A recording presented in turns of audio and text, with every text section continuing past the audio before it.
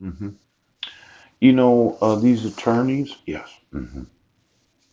I know that you say that I'm not your client, but if you have the evidence of the fraudulent use of mental health evaluation to say that somebody's persecutory delusional, yeah, schizophrenic, bipolar, psychotic, yeah, I'm going to sue you. Poop. Now, each one of you has sworn attorney oaths that you would not in any way disrespect the judicial system of the United States. Oh, seems that you use my full name, Paul Chad Budnick, when issuing warrants for my arrest. Yes. But when I asked you to admit the evidence that I wasn't in Sequim, Washington, you refused. Yes. Is it something that Judge Porter doesn't understand? Yeah. Does there need to be a full page advertisement in every newspaper? There are a lot of ways to punish the legal profession. Yes. And my thought is I could make it one of those self-litigant conditions of settling. Yeah. See, your thought was, well, we can say that he sent an email when he didn't. Your thought was that we can prosecute him when we have the evidence that he didn't commit a crime. Yes. And that you do not have to use my middle name, Jack. Yes. Because you did not want to ask me where I was at and if I had any evidence that could prove that I hadn't committed any crime. Now, Jefferson Associated Counsel and all the individuals that are employed there, yes. Do you have a bar association number and do you belong to a bar association? Because I think the Port Townsend leader needs a full page explanation of exactly what you're doing. Why don't you get me the ownership of the Port Townsend leader? Yes. And all of the ownership of every newspaper. Yes. Because I think that I would want every individual in the United States to know that I'm not crazy. Right.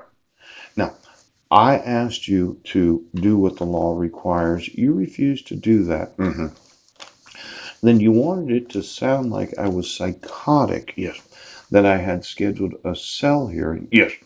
And that I needed to be admitted into a mental institution for the mentally deranged. Yes. Now, Mr. Cowgill. Oh, he said Paul Budnick. Yes.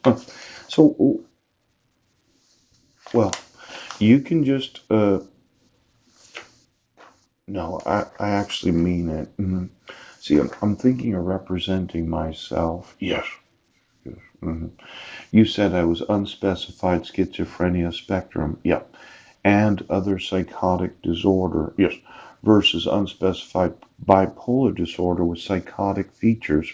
You said I was psychotic and psychotic. Yes. That's where Mr. Roberts got in his response. Yes. That Paul should be put in a mental institution and involuntarily be prescribed. Yes. Psychotic medication.